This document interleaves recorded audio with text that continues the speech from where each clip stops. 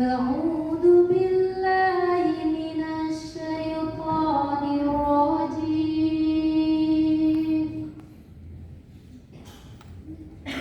بسم الله الرحمن الرحيم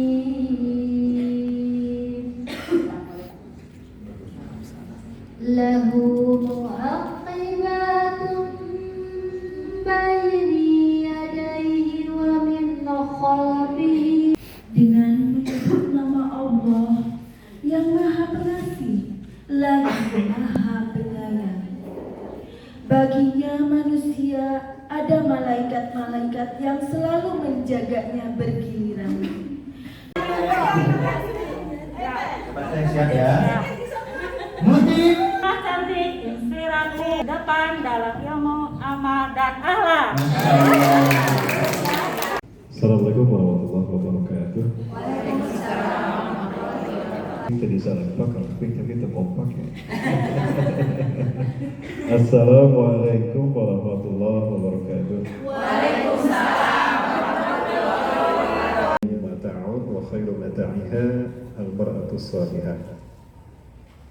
Wa qala Rasulullah SAW fi hadis al-ukhra khairu nisa'il alamin arba'atun. Al-hadis al-ukhra Sadaqallahu lazim sadaqa rasulka wa nahwana dzalika min asy-syai'in. Owner dari motif dan juga para pejuang muamalah di motif yang dirahmati Allah dan juga hadirin ibu-ibu sekalian yang dirahmati Allah. Mana kabarnya ibu-ibu sehat? Alhamdulillah.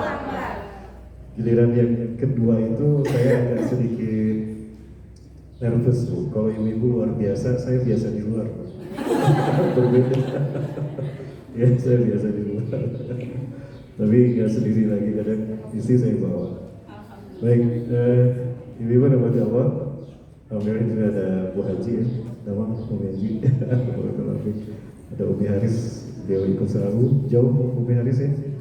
Ya, serang Bois, serang Ibu Naik, wajib naik. Alhamdulillah, sudah lengkap.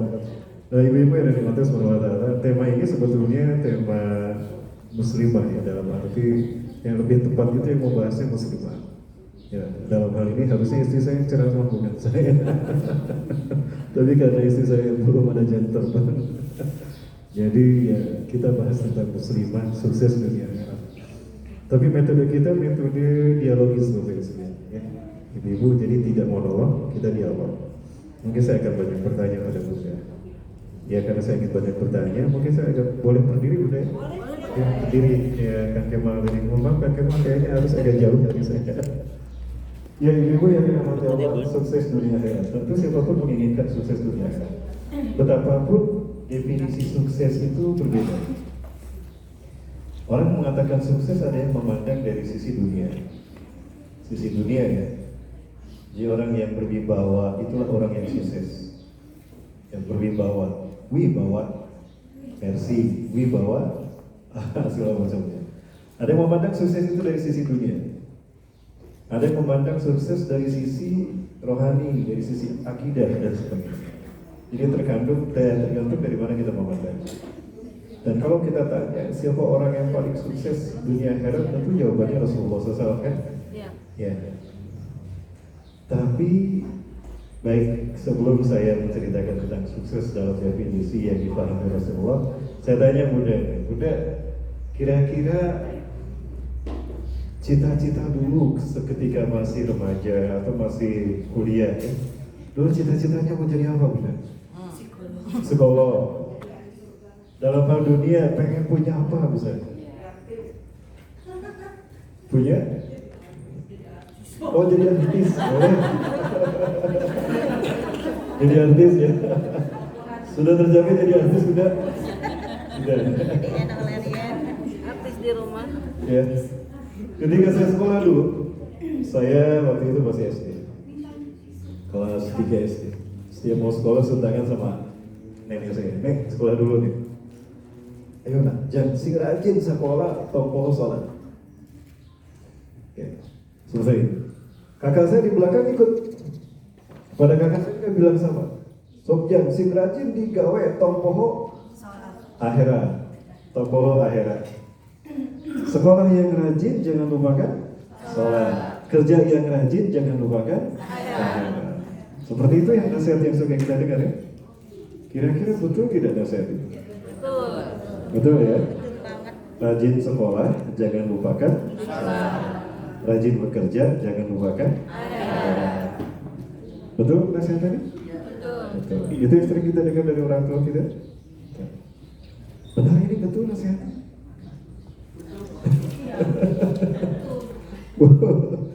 Kita bahas definisi sukses dulu ya. Baru kita luruskan tentang persepsi kita terkait dengan dunia dan perbandingannya dengan akhirat. Nanti saya sampaikan 4 wanita tersukses di alam semesta. Salah satunya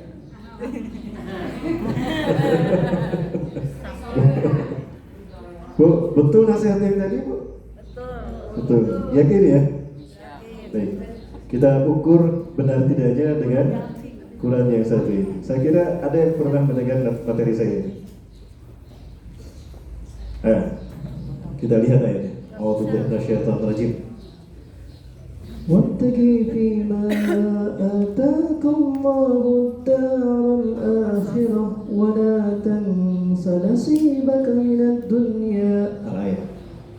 Wabtagi dan carilah olehmu fima ataka Allah, dalam apa saja yang Allah berikan padamu ad-daral akhirah, yaitu kebahagiaan akhirat. Sekali lagi, wabtagi, carilah olehmu. Cari, kalau cari berarti kita keluar dari rumah kan? Cari. Apa yang harus kita cari? Fima ataqallah, apa yang telah Allah berikan padamu. Apa itu? Ad-daral akhirah, kebahagiaan hidup di akhirat. Oh, ternyata yang harus kita cari bukan dunia, tapi kebahagiaan hidup di akhirat. Kemudian wala tansa nasibaka minad dunya, dan jangan kamu lupakan bagian hidupmu di dunia. Dunia sebatas jangan lupa.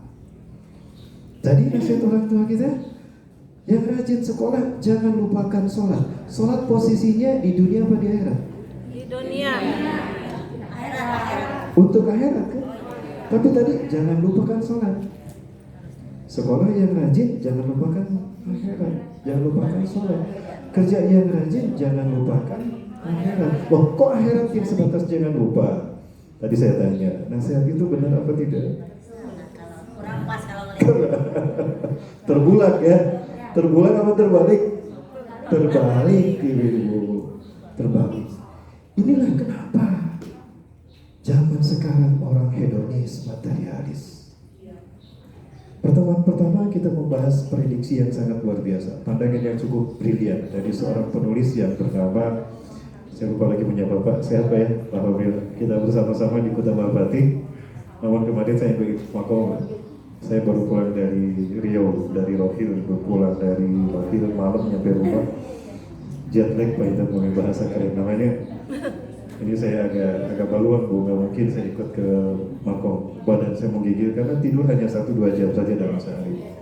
Dapat dibayangkan Pak, dan perjalanan kami jarak dari satu titik ke titik luar biasa. Terakhir kami di Tembilahan, di Panipahan. Panipahan itu nyebrang laut 2 jam setengah. Kami kajian di satu pulau luar biasa. Di pulau itu terapung, ya, nggak ada tanah di pulau. Maksudnya ada kota yang pertama menyebut saya, kota pertama kajian itu di atas air, tidak ada tanah. Ada tanah harus menempuh 1 jam lebih baru ketemu dengan tanah. Subhanallah. Baik, jadi mohon maaf kemarin saya tidak mau Mbak. Saya sudah sampaikan ke pengurus Kota Bapati. Sampai mana tadi Bu? Nah, jadi nasihatnya terbalik tadi. Inilah kenapa hedonis kehidupan kita di akhir zaman ini. Sehingga orang-orang yang hedonis, materialis, mengukur kesuksesan itu dari dunia.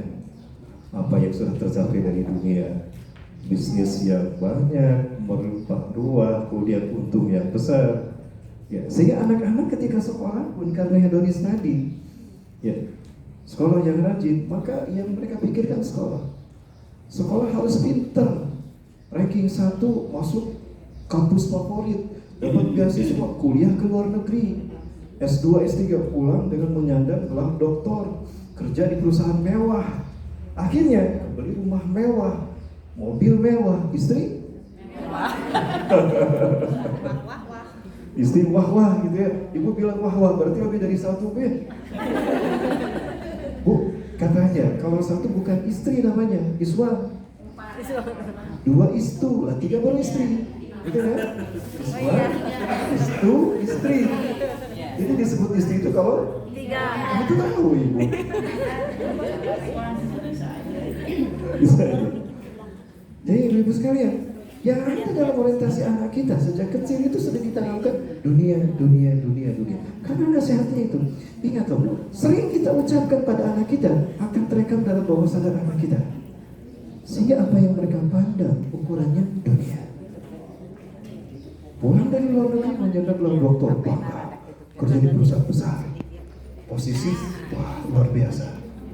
Maka itu tadi, beli rumah mewah, mobil mewah, istri mewah. Sudah pensiun baru buka Quran, baru belajar hadis. Lalu kapan berubah dunia dengan ilmu yang dimiliki? Kenapa demikian? Inilah orientasi hidup yang sejak kecil dibangun salah, sehingga kriteria sukses dunia. Kriteria suksesnya dunia. Bu, bisa diikuti Bu? Nah, jadi nasihat yang tadi betul apa salah? Harus dibalik. Jadi gimana nasihatnya? Nah, sholat yang rajinnya harus berprestasi di sekolah. Jangan lupa berprestasi di sekolah. Nah, jangan teangan akhirat jangan, tapi topo digawe, topo serius digawe. Gampang udah. Tapi redaksi itu yang akan terekam dalam anak kita. Maka apa yang terjadi? Karena ukurannya materi dan materi tidak pasti, sehingga susah anak-anak kita untuk mencari kerja dan berkarir. Lulus kuliah 21 tahun, mau nyari kerja masih nyari, mau nikah belum berani ya, gitu. Padahal sudah S1 sekarang sudah nggak perlu, masih belum punya kompetensi yang bagus, belum punya power. S2 minimal, keluar S2 usia sudah berapa? Padahal zaman dulu yang berubah dunia usianya 18, 17. Ibnu Sina kemarin sudah kita bahas kan? Sudah kita bahas Bu ya. Ibnu Sina menjadi dokter pribadi Khalifah Harun Ma'mun bin Harun al-Rashid usia 18 tahun. Ya, yang menemukan sains dan teknologi adalah para pemuda kita. Al-Khawarizmi menemukan konsep matematika 19 tahun. Ya. Al-Idrisi usia 20 tahun, beliau mengatakan bumi itu bulat dan beliau membuat global pertama di dunia. The first man to prove that the world was round. Orang pertama yang membuktikan bumi itu bulat. Itu para penduduk kita. Orang-orang sukses zaman dulu usianya 17, 18, 21 tahun sudah berkiprah untuk dunia. Nah itu tadi orientasi itu. Ya. Baik, Bunda.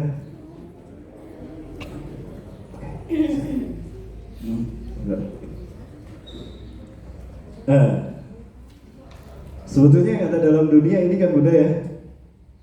Yang pertama dicari oleh seorang, jujur saja saya sebagai laki-laki, beres kuliah yang pertama dipikirkan istri. Istrinya yang kayak gini apa yang kayak gini Bunda? Dua-duanya. Oh, dua-duanya. Dua-duanya. Mau yang ini, mau yang ini. Cantik yang mana? Ini. Yang ini apa yang ini? Yang ini. Yang India apa yang Korea? Korea. Yang Sunda. Yang Sunda mah di dia daca dipasang fotonya malah di. Ya. Yang pertama dicari.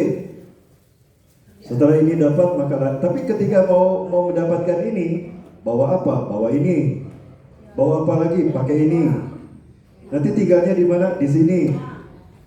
Nikah nggak jadi, udah nikah, lahir ini kan? Udah lahir ini, butuh masa depan buat anak, investasi. Inilah dunia. Ada yang lebih dari ini Bunda? Tidak ada, itulah dunia. Baik. Rata-rata usia kita sekarang sudah kepala 5, betul? Bunda? Kita punya cita-cita tentang dunia, saya ingin punya ini. Pertanyaannya, usia kita sudah angka 5, kepala 5. Sudah berapa persen dari keinginan ambisi dunia kita yang sudah tercapai? Baru 20%, umur ke 50 tahun. Butuh berapa tahun lagi untuk meraih semua yang kita inginkan dari dunia? 1000 tahun belum tentu. Artinya apa? Artinya apa Bunda? Dunia itu jauh sebetulnya. Betul? Betul. Dunia itu jauh. Butuh puluhan tahun kita untuk mendapatkannya. Tapi akhirat Sangat tekan. sedekat kematian kepada kita. Kalau sudah mati, selesai dunia, akhirat yang kita temui. Betul? Nah, orientasi ini yang kita pandang. Maka kita sepakati, sukses dunia akhirat definisinya apa? Apakah dengan Bunda berkarir di luar rumah, menjadi komisaris misalnya di sebuah perusahaan, Bunda punya banyak karyawan, omset perusahaan kita besar, apakah itu yang akan Allah pertanyakan? Dan apakah Allah akan bangga dengan karir itu? Tidak. Kemuliaan seorang istri bukan pada karir dunia, tapi seberapa sakinah suami dan anak-anaknya di rumah. Itulah mulianya seorang istri di hadapan Allah. Makin sakinah, makin mulia. Itu yang namanya wanita rumahan berkarir surga. Itulah istri yang soleha. Jamaah. Ulangi jamaah. Gimana Bunda? Sudah tergambar ya? Jadi sukses itu apa ukurannya? Relatif. Dalam hal apa kita memandang? Tapi kalau muslimah suksesnya sukses dunia akhirat. Betul kan sukses dunia akhirat? Baik. Bunda yang dirahmati Allah. Tapi sebelumnya ada yang bertanya sama saya, Ustaz, kan dunia tetap harus kita raih. Oke, benar. Dunia harus kita raih. Dan harus seimbang kan Ustaz antara dunia dan akhirat? Betul, harus seimbang antara dunia dan akhirat. Pertanyaannya, seperti apa konsep seimbang antara dunia dan akhirat? Jika kita prosentase 100 ya, 100%, berapa dunia, berapa persen akhirat? Udah. Seimbang dunia akhirat itu berapa persen dunia dan berapa persen akhirat? Tapi ingat, dunia sementara, akhirat selamanya. 25, 75. 25 dunia, Ya. 75 akhirat. Ada lagi? 1%. Udah pernah ya dibahas ya. Dunia cukup 1%, akhirat 99. Ini baru seimbang. Ya. Kenapa demikian? Karena jatah dunia kita cuma satu bagian saja. Ya, Allah menjelaskan kepada kita, ya. Inna ja'alallahu rahmata mi'ata juz'in. Allah menjadikan rahmat di sisinya 100 bagian untuk dunia. Fa'amsaka untuk makhluknya. Fa'amsaka indahu atau tis'in juz'an. Allah tahan di sisinya 99 bagian. Dari 100 rahmat itu wa anzala fil ardi juz'an wahidan. Hanya satu bagian rahmat yang Allah turunkan ke dunia. Jadi hanya satu rahmat yang Allah turunkan ke dunia. Dan itu saya rahmat Baikuni. Mudah ya Allah. Jadi sesibuk apapun kita meraih dunia, jangan lupa cuma satu bagian. Rek kawet isuk jedur, bika puting jedur. Pempat itu ya, pagi-pagi pulang petang, pempat. Tetap itu cuma 1%, tidak lebih dari 1%. Dan 1% itu dibagi manusia berapa persen, berapa 0, sekian persen, binatang 0, sekian persen, jin sekian persen. Manusia pun banyak 7 miliar. Dibagi bagian kita berapa? 0,00 sekian persen. Usia kita sudah 50 tahun. Berapa persen dari cita-cita dan ambisi dunia kita yang kita dapatkan? Dunia tidak akan pernah selesai. Baik, hakikat dunia dan akhirat, siapa yang paling tahu dan siapa yang paling paham? Ada yang paling paham ketimbang Rasulullah SAW? Jamaah, kemana suaranya? Kemungkinannya antara dua ini, antara lapar, tuluh, ya paham. 3 berarti. Udah, ada yang lebih paham tentang hakikat kehidupan ketimbang Rasulullah SAW? Tidak, Rasulullah paling paham hakikat dunia dan akhirat. Dan bagaimana Rasulullah menggambarkannya? Nilai dunia dibandingkan dengan akhirat. Filosofi ini yang Rasulullah tanamkan kepada istri-istrinya di dunia. Ya. Bunda Rasulullah SAW cerita, wallahi demi Allah, mad dunya fil akhirah, tidaklah nilai dunia dibandingkan dengan akhirat. Nilai dunia yang kita tinggal di dalamnya sekarang dibandingkan dengan akhirat. Illa masalul ma yaj'alu ahadukum melainkan seperti seseorang di antara kamu menjadikan isba'ahu, telunjuknya, fil yami hadi, dicelupkan ke air, ke lautan. Ini ada laut, telunjuknya dicelupkan. Falyanzur bima tarji, perhatikan dengan apa telunjuknya kembali. Bunda, permisalan dunia kata Rasulullah seperti ini. Telunjuk kita masukkan ke laut, ambil. Kira-kira berapa banyak air yang nempel di tangan kita? Tetesnya. Itulah dunia dan segala isinya.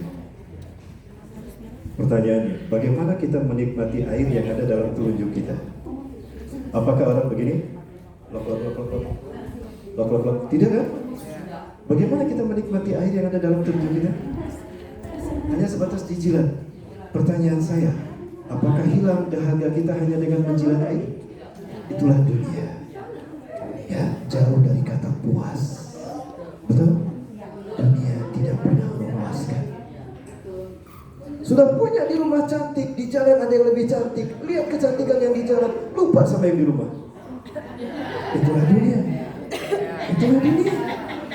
Itulah nafsu, betul kan Bunda? Kita jalan kaki, ada yang pakai motor, nggak nasi mau pakai motor, mau capek ngesak si kaki.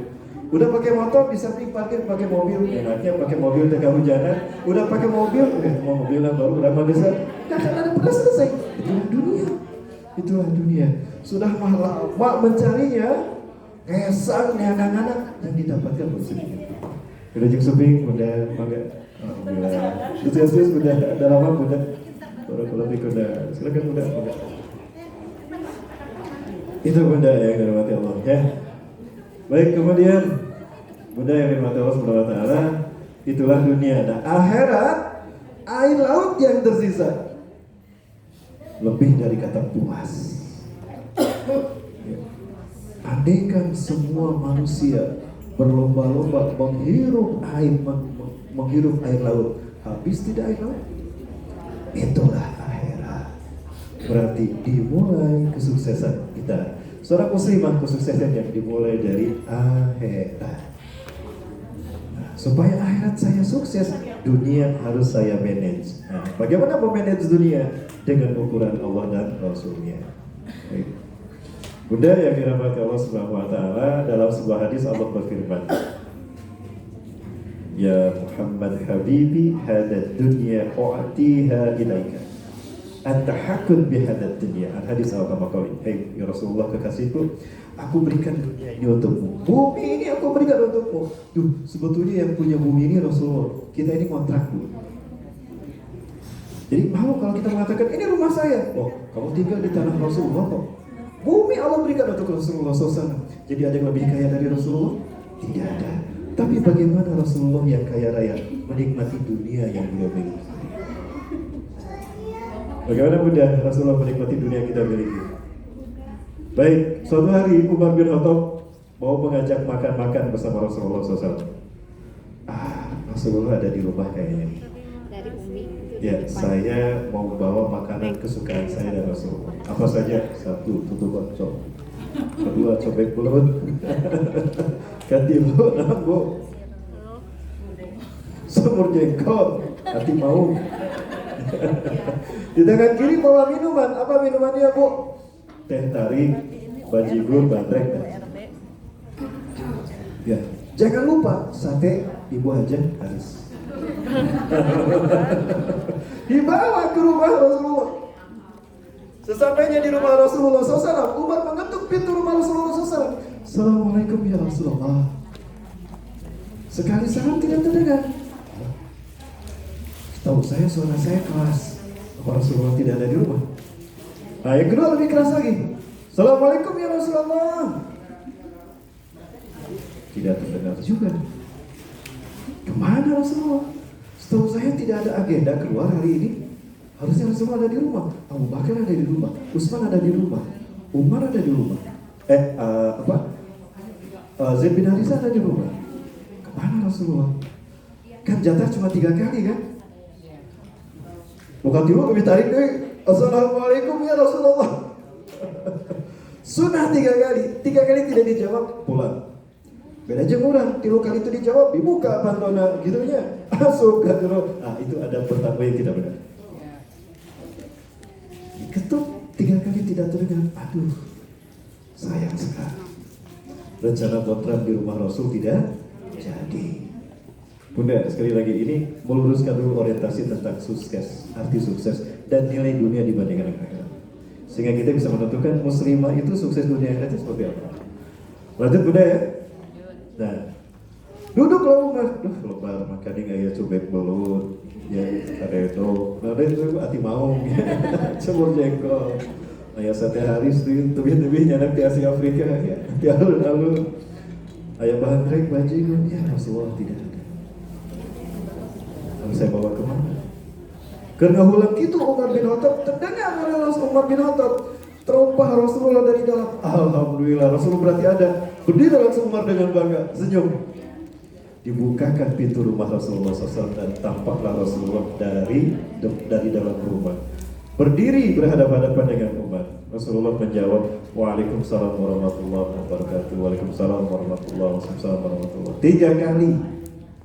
Dan Umar mau sigakir. Udah gitu berkaca-kaca mata Umar.